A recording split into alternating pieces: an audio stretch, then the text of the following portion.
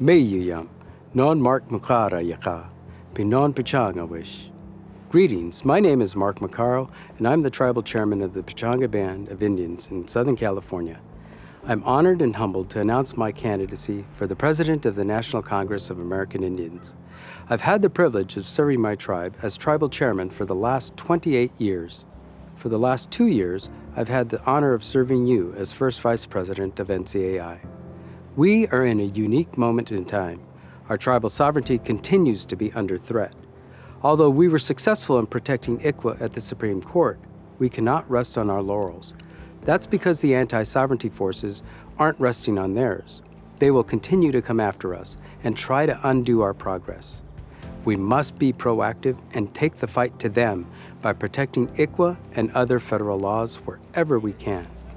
Our culture, our lands, and our languages are central to our identity as sovereign tribal nations. We must strengthen laws like NAGPRA that respect and protect our ancestors and sacred spaces. More urgently than ever, Indian country needs focused advocacy, presence, and impact in Washington, D.C. to ensure the strength of our tribal communities for future generations. The tip of that advocacy arrow is NCAI, the oldest, largest, and strongest tribal sovereignty advocacy organization in the country. My 3 decades of tribal leadership have taught me many lessons. I've worked to protect our sacred spaces, for the return of our lands, to secure water rights, language protection, for climate justice, and to advance our shared tribal gaming interests. One of the most important lessons has been that elections matter.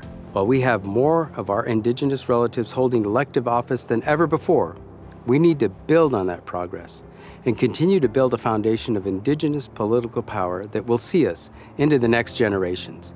There is power and strength in our collective voices.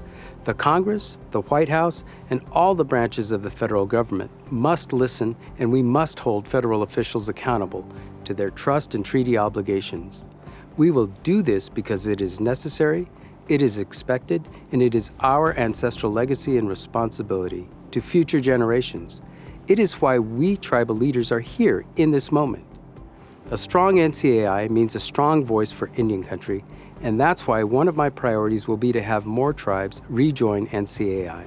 As tribal nations, let's come together to harness and amplify our voices, to strengthen our sovereignty for future generations. I respectfully ask for your support and your vote for President of NCAI. Together, we can unify our collective wisdom and strength to move Indian country forward. Thank you.